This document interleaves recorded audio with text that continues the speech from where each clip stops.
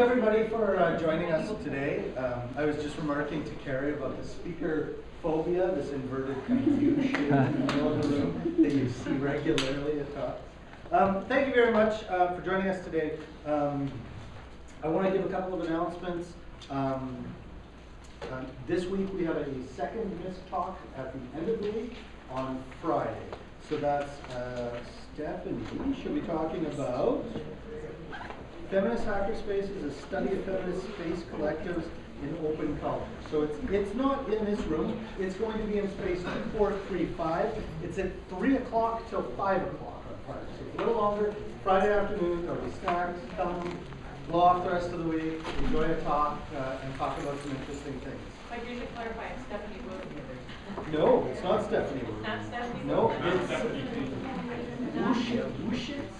I don't know if anybody knows the name right. She is coming to be, my understanding is she's going to be a postdoc here soon.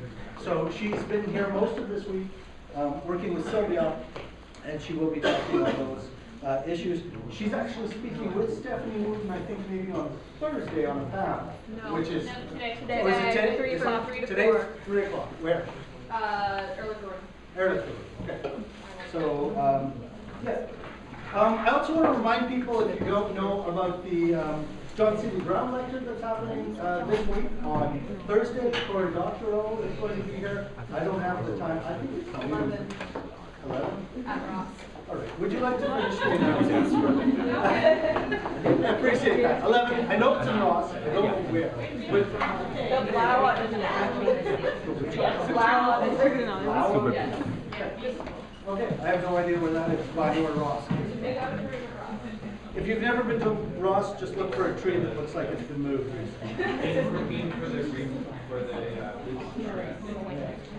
Okay, so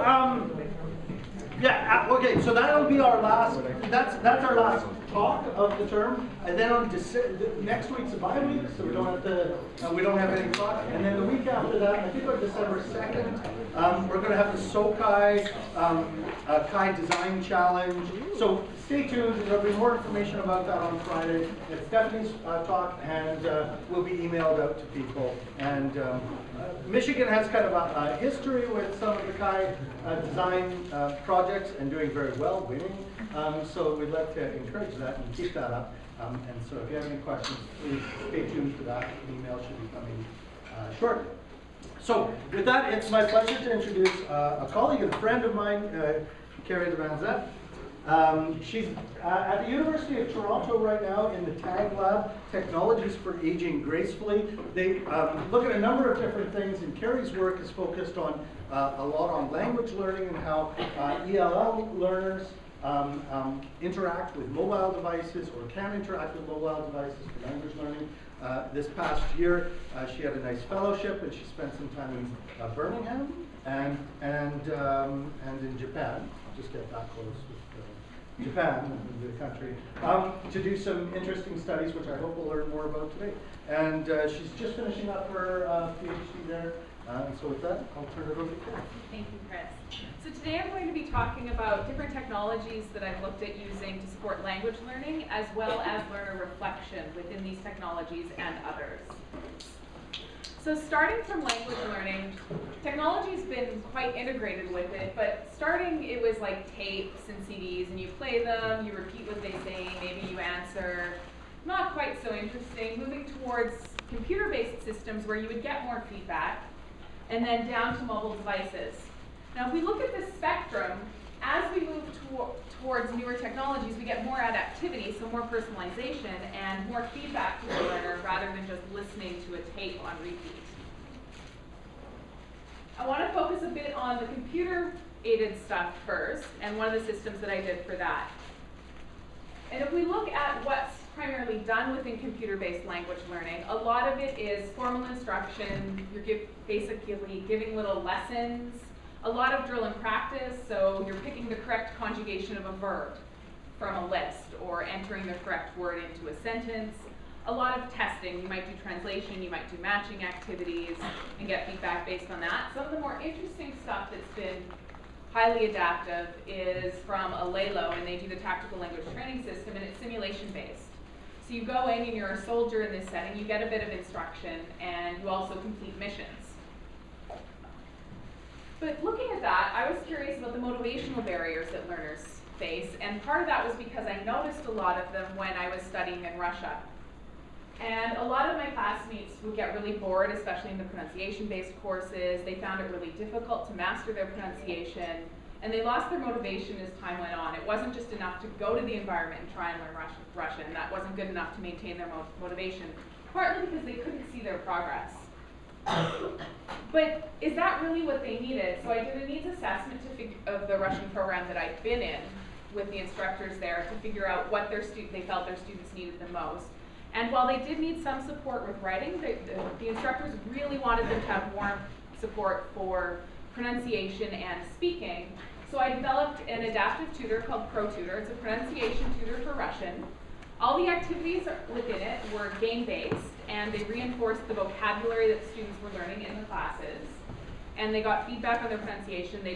Let's say in the case, we've got the China here, and they'd do the matching activity, and then they'd record themselves saying the word or phrase for whatever activity it was, and they'd go through and do all that. We gave them a little bit of feedback based on the game elements, but we weren't really doing much with that other than to say, you tried 32 matches, and basic little feedback there. The big feedback was in the form of an open learner model or learning dashboard, and it's just a type of educational report. I've tried to get rid of those terms throughout my talk, but I'm not going to guarantee that I won't use them. And I'll probably use them interchangeably, because from my perspective and the stuff I do, they're more or less the same. And the big contribution that we did is we looked at adding historic information, so how learners' abilities had changed in order to maintain their motivation, as well as narrowing the feedback so that we could focus their attention on the things they needed to work on the most. So to add historic information, if we look at my model from when I was testing it, the top sentence shows the characters that are in the word. The second one, which is how I currently pronounce it, and then the bottom one is how I would have pronounced it before, and these were specifically selected to highlight changes in my abilities, as well as weaknesses and strengths. And if we go all the way to the end, I go through and I compare, and I can see that I changed my pronunciation and corrected it from zanyatia to zanyatsi. Small difference, but it does impact people's ability to understand what you're saying. One of the other places where we added historic information was where we were highlighting what they were best at and what they needed to work on. So their best pronounced characters and their worst ones. So this is what I used to be, and then at this point I've improved, and these are now my best characters. And then over here, what I used to really not be good at all, these are my worst, absolute worst, and then what I've gotten slightly better at. And we can see that I haven't changed my goal, and the rest of the class is also bad at that character, because we've got the little cry face, whereas the happy face means the rest of the class is doing well.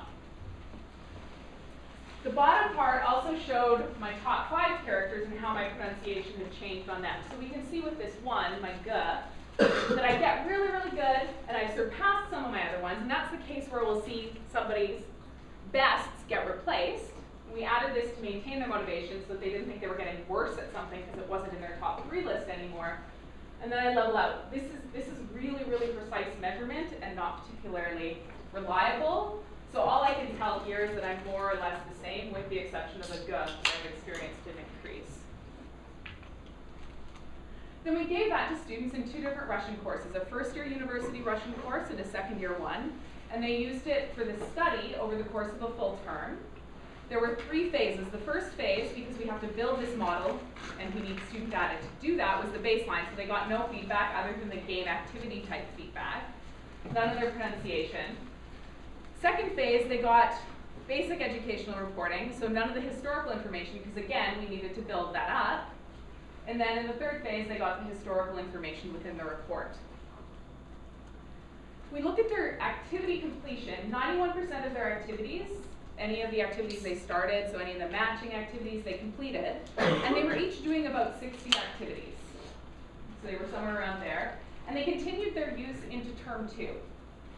And for the second year students, they continued their use until the textbook changed. So the same textbook was used in the course for first years and second years until the middle of term 2. And that's when the second year students stopped using it, whereas the first year students continued it throughout term 2. So they still found it useful enough that even though they weren't being remunerated, getting money for participating and using it, they kept using it. When we look at the difference for looking at the basic educational reporting versus the one with the historical, and this is where I left in my OLM stuff, sorry. They were using the historic version more than twice as much as the one that didn't include the historic information over the same time period. So I got rid of all the term 2 data for this because I wanted to compare it more evenly. And it really helped draw their attention into the specific characters they needed to work on. And they liked being able to see their classmates and how they were doing in comparison, but they wanted to hear their classmates.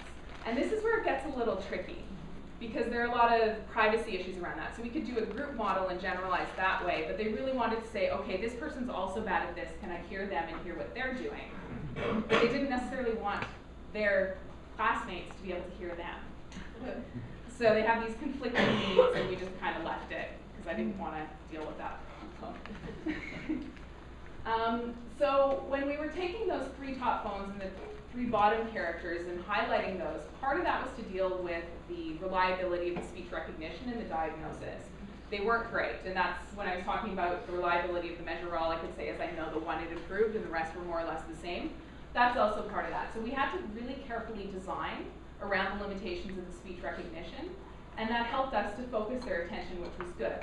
They felt that the system was honest and they trusted it. It was fairly robust. We didn't have any reports of crashes, and I was getting emailed with any bug at all. It was automatically emailing me because I set that up. And they felt that it was helpful and motivating. So a lot of them really tended to focus on their pronunciation and wanted to keep working and improving it because they were getting that feedback, which was a nice thing to see. So we've looked a little bit at computer-aided stuff, and now I want to move more into the mobile, since between when I did my master's and now, we've had this huge change where people are using mobile devices, whereas in my master's, which was 2007 when I started doing it, it was still pretty computer-based. So if we look at current mobile language learning tools, a few of them are adaptive, but when they're adaptive, it's based on a spaced repetition algorithm. So we're going to show you this word every 5 days, then every 4 days, then every 3 days until they think you have it memorized. Very few of them look at situated learning, so your ability to learn in context. When they do, they tend towards the computer science place-based definition of situation, so it's GPS. Even if we look at, because computer science and HCI tend to do place versus space for context and situation, very little of it even does the place version. It's just, or sorry, the space version. It's just GPS with a few exceptions. And almost none of them support oral communication. There are 1 or 2 that support written communication, but there are a lot of other tools that do that already. And people need support when they're out interacting with others in their target language. Another common approach is testing, but that also fits in with the spaced repetition. So they test you after they've shown you a word or done like flashcard-like activities. Move on. There are a few exceptions. One of them is Dearman and Chuang's wallpaper, and that's this first one up here. And what they did is they looked at place rather than, or space rather than place. I shouldn't even use those terms. They looked at where you were and what you would do in that situation and recommended words based on that. And so in this, for this example, the person was in a coffee shop and they would show you verb-noun pairs that would be common to that place. And their participants were learning Italian in that case. The middle one, Project Inlet, was used during the Greek Games. And it was GPS-based, but it was only vocabulary related to the games. So it was whatever you would need during the Olympics, based on what venue you were at. Micro-Mandarin is interesting in that it was adaptive also based on what it had preferred you learn.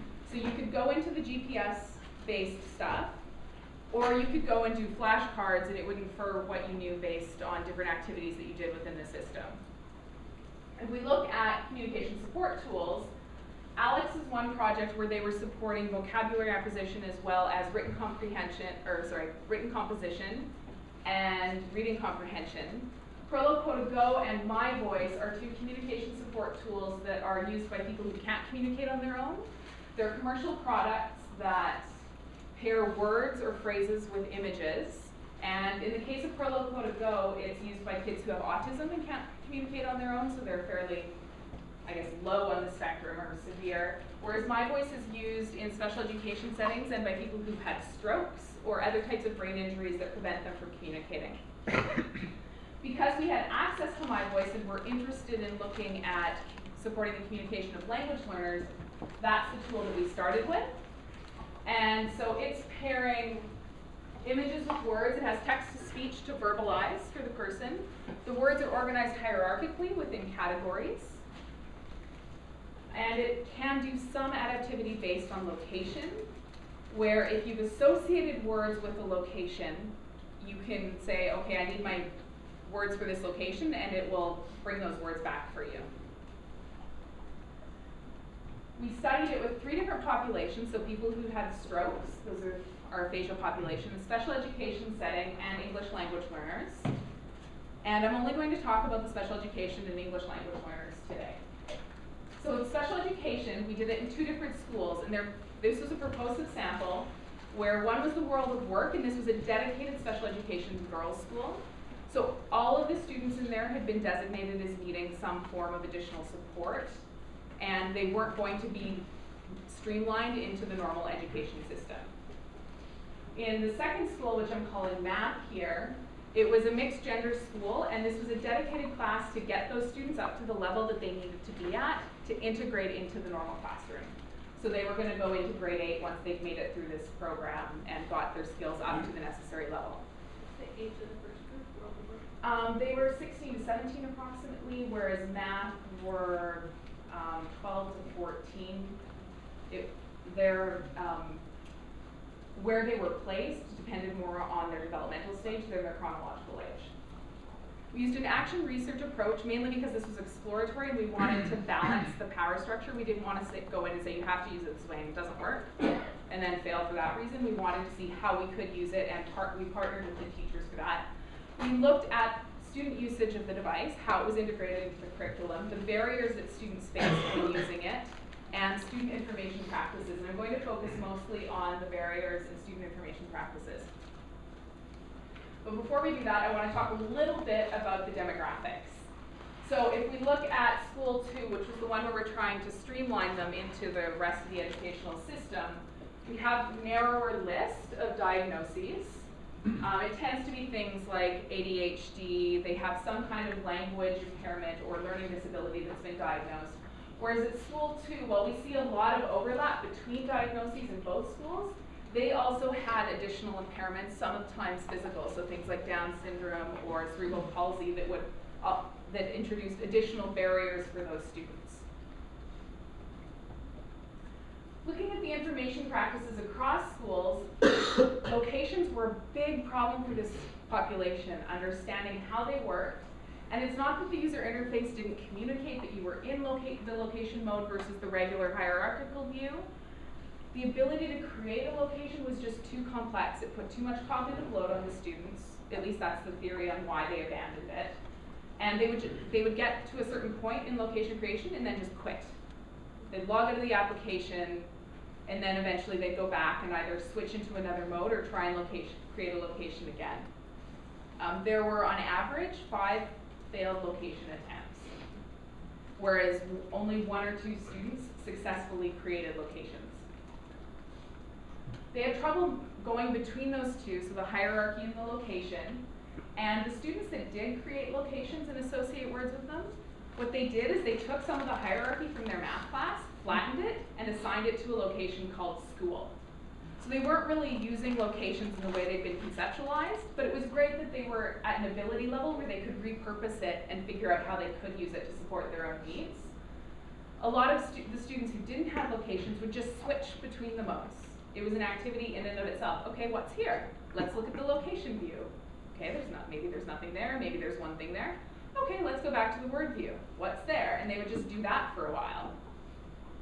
They had trouble navigating through content, especially when they were going into a category. So they could go into categories really easily, but to get back out to where they'd come from, this was a really hard activity for these students. And we think that's because there was no visual indicator of a hierarchy. So it would just say the hierarchy name, and because of the language difficulties of this group, they couldn't necessarily interpret that and assign meaning to it without some other visual representation. was putting a little too much stress on their working memory. The rate of speech was also a challenge for students. So the text-to-speech engine had one setting, they couldn't configure it, and students would sit there and listen to a word 3 or 4 times in their math class before they understood what it was. So the teacher got them headphones and stuff so that they weren't disrupting others. But they would sit there and do that, and if you look at the logs, you see that, and even the teacher complained that it was too fast on occasion, or potentially not accurate enough and fast is what I suspect was going on a bit there. Students wanted control over the features, so half of the students, when we gave them the device, had haptic feedback, so when they touched something, it also vibrated. Half of them didn't. All but one student had turned that off by the end. They figured out where the configuration screen was, and it was hidden, like you had to do some weird thing. I can't even find it. I don't know how they found it. They taught their fellow students how to find it, and they turn it on and off. And because we didn't want half the group to be able to turn it on, we gave them iPod touches so they couldn't turn it on. Half had iPhones, half had iPod touches. They would turn it on and then back off. They're like, oh, it's not working, I'll turn it off. They didn't just leave it. So they're thinking through this process. We're seeing some fairly advanced reasoning from them. But they were frustrated that they couldn't necessarily control it and wanted to exercise control. They also did content creation. So there was a slight limitation in the application where if you had previously created a word or your teacher had created a word and given it to you, you could take a picture and associate that word with the picture. But if you didn't have this content in there before, you couldn't. You had to take it through the device camera. And with the first school, they did a lot of field trips, the World of Work. So they were going out, and those kids took hundreds of photos. And that learning content and the things that they were logging from their learning experiences never made it back in because it wasn't allowed through the interface. They never did it on the computer. And none of this is shocking to education people, but to the developers, they're like, well, why isn't it in there? They're kids, they're not gonna go do that stuff. You have to make it as transparent and simple as possible for them. We look at the students' social practices. The great thing was these students who were normally treated as almost disregarded a lot of the times started teaching the teachers how to use the devices.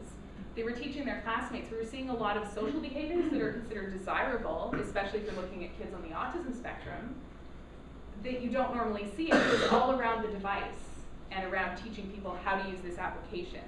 They adopted the tool. They really kept using it and really integrated it into what they could as far as the application allowed them to. And in the second school where we're looking at integrating these students into the regular education stream, they felt like they fit in.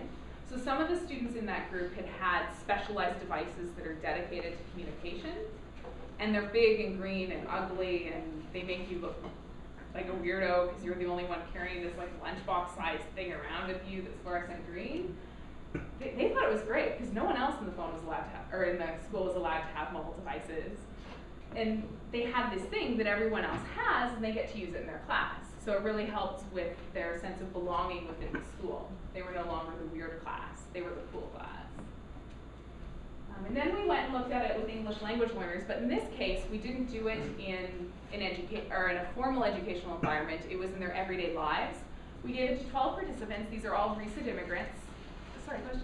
Sorry, can you explain more about how the app works and what people are using it, like using the location for?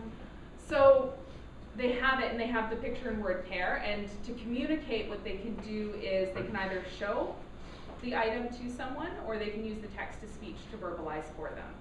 Those are the two basic strategies that are used to communicate with these types of applications. In the second school, they were also using it for homework sheets as a cognitive support for their math homework, essentially, for like mean, median, mode, those terms. And how did the location, it just changed what words came up? Yeah, so you can associate a subset of words with a location, and then if you go into location modes, it enables the GPS, it figures out where you are and says which locations you have associated to that place. And then you pick the one from the list.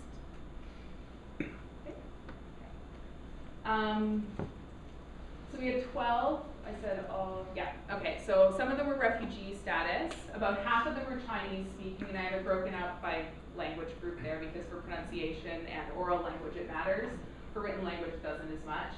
And this was qualitative interviews. With this one, I wanted to stay away from the what exactly did they do. We were trying to inform the design of the application, make sure we were meeting their needs. So I wanted to stay away from the log files for that. And we found that they used it to support their communication, and also they would communicate about the application with fellow language learners. They'd use it for dictation practice, so they'd use the text-to-speech and then write the words out and look at their writing and see if it matched what had been said, the text in the application. So they were self-testing for listening practice, to figure out how words were used. So any of the times that there were phrases, they were using that to figure out how words were used. And then just to study words, they'd look at the picture and look at the image and try and memorize words. When they were doing the study, it was mostly for vegetables. I had a lot of housewives in that sample. But they also had a lot of unmet needs. So if we look at the application, it comes with a set of vocabulary, and you can add vocabulary, but what do you do when you're in a high-stakes setting where the vocabulary isn't there? So your kid falls off his bike, breaks his arm, you have to go to the hospital. You aren't taking the time to generate a list of vocabulary for that situation. It's a ridiculous expectation to think that people would do that. And those were the types of situations or ones where you hadn't predicted where they needed more support. There were also several vocabulary entries that didn't have images. Often these were abstract concepts, so we need some other way of communicating that. They wanted more usage examples, so they had sentences and phrases, but they wanted more of that, and they wanted the ability to edit on device, and I've already talked about that a bit with the special education population. So what we did is we started with that formative evaluation from My Voice, did the qualitative interviews, developed a new tool, because by that point they were a startup company and we were no longer working with them. And we did a bunch of cafe studies and other things to validate the design. So we'd redo the interface a bit based on the needs that we'd identified, went down into a cafe and said, okay, can you do this to any random person? They were really small, constrained things. Find this word, how do you make it speak, make it say this sentence, that kind of thing. Okay, edit this sentence. Change it from I love milk to I hate milk. And then watch what they did and made adjustments based on what they struggled with and what they did successfully. And we continued this process for quite a while and then did a second formative evaluation. But in this process, we also, at another time, were working on the ability to support those emergent needs. So if your kid had fallen off his bike, how are we going to get you words to support that? What we did is we looked at web-based corpora and combined them with information retrieval techniques and evaluated those to see which ones we could use to generate collections of vocabulary that would support your communication. We were looking at really simple information retrieval techniques, the kinds of things that Google uses, but even simpler. So term frequency, how many times a term shows up in a resource, where they're located in relationship to each other, and did the evaluation and found which ones were sufficient for supporting communication. But that leaves us here. So we found out which algorithms create the appropriate vocabulary lists, but we're still here, and how on earth are you supposed to figure out what a neurologist is or a candy striper? This doesn't tell you anything other than give you the words and allow them to be verbalized. So the next thing we did is we looked at corpora for finding images that would communicate the meaning of those words.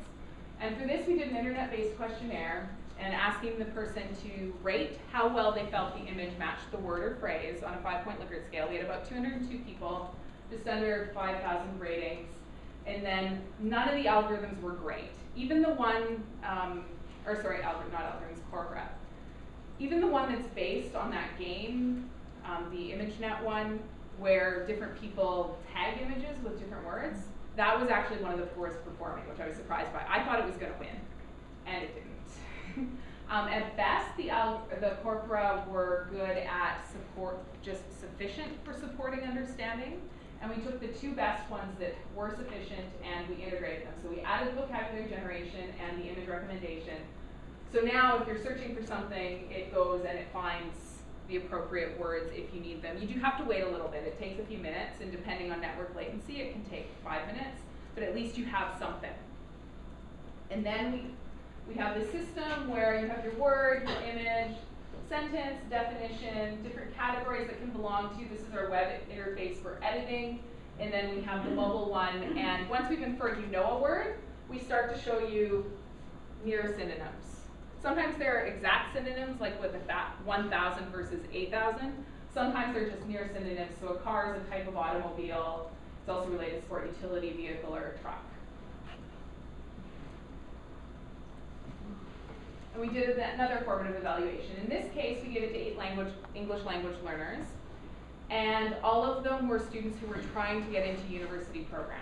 So their English wasn't sufficient for admission to a university, but they still needed some additional support and were pretty strong. And part of the reason we chose this group for this one was because I had an undergrad doing this. This was his undergrad thesis for a specific feature design.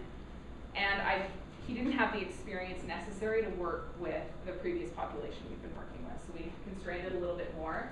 We did interviews focusing on their language learning and technology use, as well as the type of feedback that they want, and that's where his thesis came in. Again, they used it for studying. They used it to practice their spelling and do dictation type tasks. This time though, there was a lot more modeling of pronunciation and word usage, and part of that is probably because we added the sentence, so every word did have an example and they could look at that. And it was used for communication, so we had one participant who used it to find a particular type of squash at the grocery store, because even just using Google Translate, she couldn't get the right word because whatever word it was, it just translated to pumpkin. It was a Chinese word and it translates to pumpkin, which wasn't the right thing. Looking in a North American context, we are far more specific with our squash names in English. That's what I learned from that. Every language has its own constraints and specificities. But once we've done that, we're like, okay, we know we can support communication, we know we can study their study practices, their learning practices, but how does it actually impact learning? So we put it in a classroom looking at, can it support communication and improve vocabulary acquisition, and how can we use it in an academic environment effectively? Rather than having it as necessarily the focus of a classroom activity, having it as a continual support tool. So we put it in a Japanese high school classroom. Initially, the plan was to use a within-group control, so they were going to be their own control group. They were going to have it for half the term and then not have it for half the term. But we had some technical difficulties at the start where we didn't have Wi-Fi, so we didn't know how much they were using it. So we decided to recruit secondary control and non-equivalent control midway. On the fly, we adjusted our design and did what we could with it. We did a lot of observation, both with teachers and logging. We did standardized testing to accurately measure any changes in their knowledge. And we also did some self-reporting. And what we can see from the improved, or from the vocabulary, is when they were using it with a certain type of classroom activity, their vocabulary improved significantly. And this is using a standardized measure, whereas when they were creating content for their fellow classmates, which is when you would expect learning to happen, when you're trying to actually really use it and produce content, they didn't. And I suspect that it's because the activities they were doing in the first half of the term increased their depth of processing. So they were really having to think about meaning because they were having to look at the content in VocabNomad and determine what the equivalent content would be in Japanese. Whereas in the second half of the term, when they were preparing the support materials for their classmates who would be watching their presentations on like Beethoven, or a lot of soccer players were picked, any famous foreigner, I suspect that they were actually just having Google Translate their sentences into English, or because they were working in groups, they picked their top English performer, which in some groups I know this did happen, and they did all the work. So then the other 3 members in the group didn't really learn anything. So I think that might be part of why we're not seeing a change in the second half. If we look at their self-report measures on their language proficiency, the control group, nothing, they're the same. And if we look at their Japanese, both groups remain consistent, and that's good. Part of that speaks to the reliability of the tool, because if their Japanese is changing significantly from the beginning of term to end of term when that's their first language, we know there's a problem. Because it shouldn't be unless they have some kind of brain trauma, especially at this age. They're not 5, they're 17. Yeah, exactly. And we didn't see a change in the control group score difference for the English, but we did between the first phase and the second phase. So they had a higher score gain when they were doing the activities where they were really having to think about the meaning and working English back into Japanese, going that direction, than when they were trying to create English content. So I'm pretty happy about this. I think it needs a little more exploration, but at least we're starting to see what types of activities with this in a classroom setting can be beneficial to these learners. Some of the challenges we faced with this, though, were teacher technology fear. So I was team teaching with 2 other teachers in this classroom, and we were a little nervous about what do we do if it fails. And I'm like, nah, it fails. We'll work around it. We're smart. We'll handle it. There was also, we saw some peer instruction and group work, which was really nice. So some of the log data was a little hard to rely on because we saw them working in groups, and so only one person would be using the application. And the rest would be relying and they'd be having conversations. We did a lot of really structured activities, and part of the teacher fear is they didn't really trust their students too. So they trusted them not to break the technology and not to walk off with it, but they didn't trust them to create good content for their fellow learners and for the other students. So we had to go through this special editing process where I had to double check everything before it went into the system for anything the students created. And then the students also wanted more feedback, and the teachers wanted more feedback within the system for students so that they could figure out what they were doing well or what they weren't doing well. And if that had been in place, perhaps the teachers would have trusted their students more to do that content. And getting to the feedback thing, I'm going to go back to Steve's thesis, where we're looking at integrating gamification and feedback in. So once we've inferred what you know and say we're starting to give you synonyms, we can give you feedback on different goals that you set for yourself. So you're regulating your own learning, and this is in more informal environments. And then you get feedback on what types of features. So if you're doing reading, it shows you, so whenever you're reading. If you're listening to it using text-to-speech, it's your listening practice. If you're recording yourself, you're practicing your speaking skills. And students can determine if that's the right balance for them. So if I really want to work on my speaking, I might want to make the red-ish segment larger, and I might not care about my reading or writing, so I might not be doing any editing, and that's okay. It's what you want to improve on your own. And then they also can set content-based goals where they say, I want to learn about biology, so depending on their interaction with biology, they get additional points, and then they get a little completed goal. But it's also based on a spaced repetition and forgetting algorithm, so if they haven't interacted with something in a while, they start losing points. So they have to keep their activity up, and it's hoped that that will help keep them engaged and keep working on the learning. So that's what I've done with the mobile stuff. What I want to focus on now is feedback. So we've started going into feedback, and both systems looked a lot at the feedback that we give to learners. And that's where these visualizations of educational reporting come in, and we get a wide variety of things in this space. Some of my favorites are this little guy over here, our pet. He's super cute. He shows how you feel in the system, and his behavior changes. He's for little kids, but I think he's awesome. His behavior changes based on how you're doing and whether you're frustrated in your interactions with others. I kind of like this plain one. It's also for kids, but the better you know the concept, the better your flight takeoff is. So you'll have a wobbly plane if you don't know what you're doing, and a really smooth takeoff if you do. I'm going to go into some of the other ones a little bit later in more detail.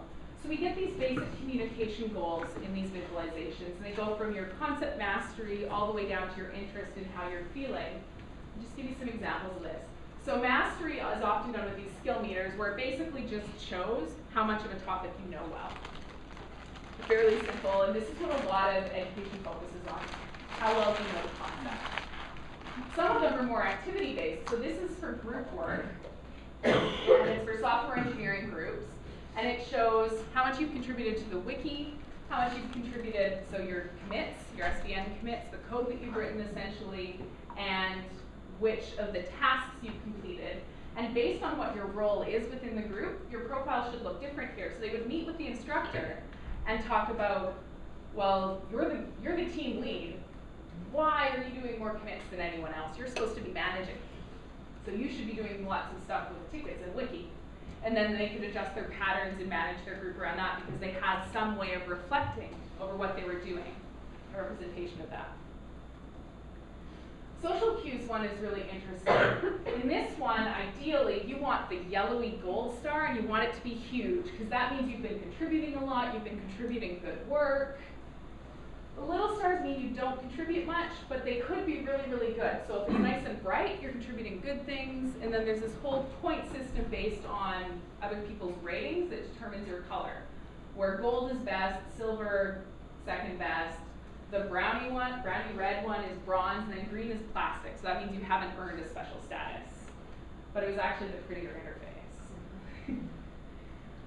And then comparison we've looked at a little bit already with the ProTutor stuff.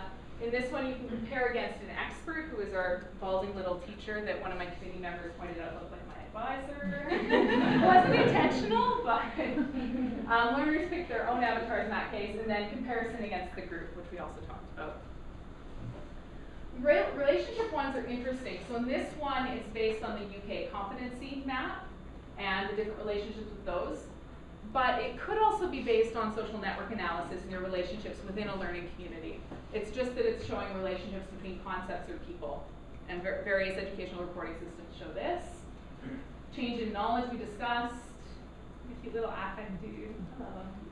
And then the community interest. This example is from the Pepper system, and what it's showing is the topics that are dominant within a particular discussion forum. So what the community might be interested in. In some cases, it's personal interest that it shows. It really just depends on the system.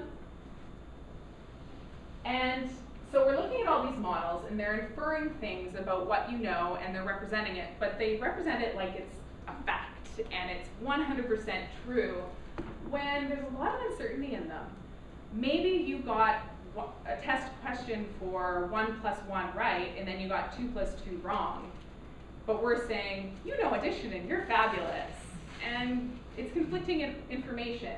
If maybe you only made the mistake once out of 10 times, we're fairly confident, but we're not conveying that information, with the exception of a few systems. This one, which is for database training, it shows both what you've done versus what they've inferred you learned. So it gives you a bit of a sense of, well, we think you know this, you've learned 2%, but you've only covered 2%. So we can't really confidently say that you know what having means within database programming concept. So the next work I did looked at this, and it took a bunch of information from a whole bunch of different disciplines where they really focus on representing uncertainty for people to use. Where this stuff started was in cartography, where like boundaries and maps are really kind of crazy, or soil mapping, especially if you're looking at soil types, where they'll do things like they flutter between 2 different soil types if it's uncertain. Or the hurricane cones, where it might go, that projection, those kinds of visualizations. And we took all of that and mapped it together to see what has been effectively used to represent uncertainty and any type of unreliability in your data, and what's just been used and described, but not necessarily evaluated. So we can see that things like color is often used, size is often used. Yeah, it's hard to read. We can see that things at this end are used either for visualization. Most visualizations use some kind of color, or to represent uncertainty. And while size has been used really effectively, it's used in places where people undergo years of training. So it's not something that we can necessarily rely on in an educational context where we're giving things to 8-year-olds and they might get a quick tutorial on how to interpret. So the next thing we did is we looked at educational visualizations and how they represented uncertainty. So we can see that the boundary variable, so like this box around the graph is an example of boundary, is used in every single visualization of educational reporting that we looked at, and we looked at over 106. But many of the other things aren't. We tend to use size and hue, so we're using color, and mostly within mastery. A lot of these things are used, but we aren't really using them as effectively as we could be. So something like connectedness, we can see is used to represent relationships. And of course, if you tie 2 things together visually, you're showing a relationship. That's what a social network looks like. So that one's really obvious, and maybe you wouldn't use connectedness for something like affect, someone's emotions, because it's not really a very good mapping. So we looked at that, and then we looked at the things that had been evaluated separately, and we can see that we know that value and blur are really good for representing uncertainty. So if you're not sure about something and you make it blurry, people automatically, intuitively understand that you're not confident about that information because they can't even really look at it in a great detail. The other thing was value. So if you're going from something like gray to black, where black is more certain, that works, or white can be more certain. The challenge with value is you do have to give them a scale, but that's the extent to which you have to train users. We know that arrangement and opacity are okay, so something that's more opaque, less transparent, is more certain. Something that you can't see as well, which is very transparent, has higher uncertainty, and people have no problem interpreting that. They know right away when they look at it. But sometimes you do have to provide a little bit of training there, just with respect to the spacing. So it's hard, you can only use so many levels of opacity before people can't interpret how much uncertainty is there. Arrangement is messiness. So if you have some kind of pattern or texture, the messier it is, the more uncertain it is. But these ones also have a bit of conflicting information, so they could be a little better studied. These are the ones that are available in educational reporting that we have no idea how good they are at communicating uncertainty, but they're options for us. So grain or texture, continuity might be interesting in a relationship type visualization. So if you're really confident these two learners work together rather than just maybe read each other's posts, you do a solid line. If you aren't so sure, you might do a dotted line, and that would help infer that information. Adding marks, depth perception, so things you're less certain about could be further away, but we don't know if this works. So it's something that needs further evaluation. We're looking at doing it within a particular visualization in the Nextel system, which is used in schools across Europe. And if we go here, this is the normal visualization, and then we can go here and we see that the uncertainty has been added to different nodes using texture. So we put the little lines across to indicate that we're not sure about whether or not you know this. And then what's interesting about the Nextel system is you can click on a node and see what evidence they have going towards what they've inferred about your knowledge. So I've blanked out student names here, because this is actual data. And we see that things that you've done more recently are given a higher weight in inferring your knowledge. And if we go to adding uncertainty, we add the texture again, and we highlight things in pink, so we change the color for the things that are contributing to the uncertainty. So we can see here, on these two rows here, that the user's performance is inconsistent there. So rather than getting, like, this person almost failed this test, if it were a test. So it's slightly lower, whereas this one is within the tolerable range. So we can say, oh, did you make mistakes here, or are we really seeing evidence? And they can think about it. Do I trust this, or was I not paying attention that day and I just want to ignore it and move on to something else? And how we can get benefits from this is it increases the transparency of the system, which can help with learner trust. So if they can look in and see what's going on and understand it, then they might trust what you're recommending to them more. It also helps with their decision making. So if they know they were just having a bad day that day and that's not normally how they perform, they can say, you know what, I'm going to ignore that. I'm going to move on to the next topic because I know I don't know that. Maybe I'll come back later if I have time. So that sums up the feedback type stuff that I'm looking at. And through all of my work, while it doesn't all do language learning, the majority does. And all of my work does focus on adaptivity and feedback, primarily through language learning applications. Going forward, what I want to do is validate language learning models and the uncertainty within them. So we have adaptive testing in VocabNomad that we've put in, and I want to see if we can validate some of the language learning models that are based on context and further refine the recommendation system within VocabNomad based on that. Whether or not we can provide better communication support and adaptively predict what words they might need in a situation, as well as representing uncertainty in the system and figuring out if we can use gamification to improve their motivation in particular settings. Because gamification doesn't always work. Sometimes it turns intrinsic motivation into extrinsic motivation, and then, I can't say motivation today, and then everything just goes downhill. I've been really, really lucky to work with people at a variety of institutions. I'm incredibly grateful to these people, and I'd like to open it up for questions.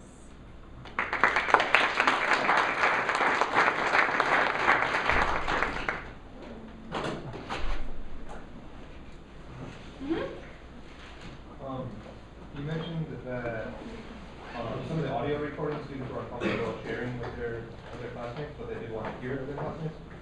I was curious if you actually asked them whether or not they would be willing, or if it was just kind of a complicated thing that you didn't want to get into.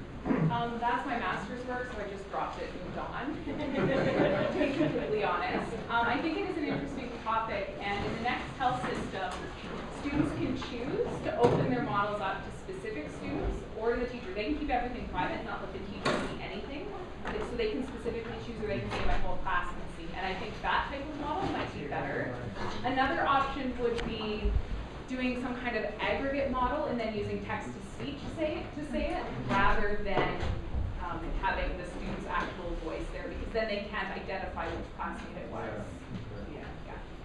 I can't see what that was. Carrie, I've got a question. Yeah. You've looked at both formal and informal educational environments for language learning. And I was just wondering if you could maybe comment on where you see the more fertile ground for students who might be researchers in this area. Where's the, because you talked a lot about your design and the design problems, and I really appreciate that. That's interesting to see. And where are the interesting audiences to go to? What are the challenges? Which would you prefer to work with in the future, the more formal language learning environment or the more informal language learning environment? I actually prefer classroom-based stuff. It's a personal preference. I like the interaction more than in a setting where you don't get to interact with your people as much. As far as research opportunities, very little research has done long-term deployments in educational settings. And when they do put them in educational settings, it tends to be as a focused activity. So for a couple weeks, we are using this application, we're doing this very specific type of activity that this application supports, and that's it.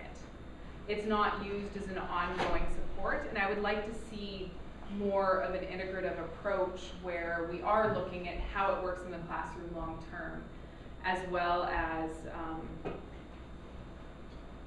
actually no, That, it seems to me that there are two very different tasks to build a system for people who have, let's say, organically based language difficulties versus people who are perfectly fluent in one language and then using another language. Can you talk a little bit about maybe some of what you noticed about how those systems might be designed differently based on that, or it's kind of broad, but. Yeah, it depends too a bit on the age group you're working with. So if I were working with kids, the approaches used could be very similar to those for the people who've had strokes, and there'd be a better overlap there. But working with people who have, especially now more so, who have really high literacy skills in their primary language, a lot of the supports that are necessary for the other populations aren't needed. So they know how to break a word down. Assuming they come from a language that has things like prefixes and suffixes, they know how to break a word down to try and understand it. Or if they come from a language-based system like Chinese or Japanese where they do compounds, but they don't necessarily have the same type of suffix-prefix modification, they don't need support for compounds, but they do for that other morphological processing and analysis type tasks. Whereas someone who's had a stroke and was highly competent before, they need a prompt. Their problem isn't that they don't know the language, their problem is accessing it, primarily. Or possibly they know what it is, but they can't verbalize it for physical limitation reasons that have happened as a result of the stroke. And like if we look at those other populations, the abandonment rate for assistive communication is between 70 and 80%. It is super high. So with the aphasia population, we had 3 participants who chose to keep it, which was amazing out of 6. But there are a whole group of people that just can't use that application, especially if they have motor impairments. It doesn't, a small mobile device like that with small targeting tasks, they just can't do. It doesn't work. One of the student who had cerebral palsy, she stopped using the application because she couldn't target and hit things. And the teachers were really worried about her breaking it, and I've had 4 or 5 devices broken. I don't care. Put a case on them, you move on. You use them only for development and keep working with the other ones. Oh, yeah. Have you looked into any mainstream language learning apps like Duolingo and how they compare? One of the challenges with some of those is we don't have, I don't want to say reliable, but we don't have a measure of their impact on language learning that can be compared to other systems. So part of the reason I did standardized testing was it does allow for comparison across studies, and we can see. But the reality is any form of language instruction typically improves learning. Like, you're going to have some learning, and most with various meta-analyses, and I'm focusing on the vocabulary acquisition and reading comprehension literature when I'm saying this, none of them outperform the other. In that context, there might be some, I'm not going to say there isn't one ever anywhere, but we're going to get learning if we're doing some form of instruction. So it's not which one might be better, it's which one suits you better and which will you keep using as long as it's been shown to be effective in any way.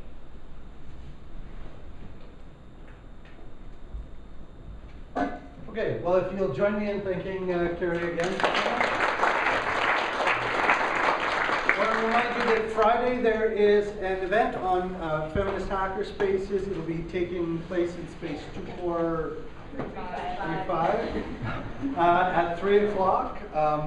And today, if you're interested in this topic, today there's a panel in the Ehrlicher room at 3? Yeah, on a related topic. Next week, there is no MISC session, and then in December, there will be, December 2nd, I believe, we'll have the SoCai team in and be doing something there. Stay tuned to your email for more about that. And there's a class in here, so please make sure you take your garbage with you. Thank you.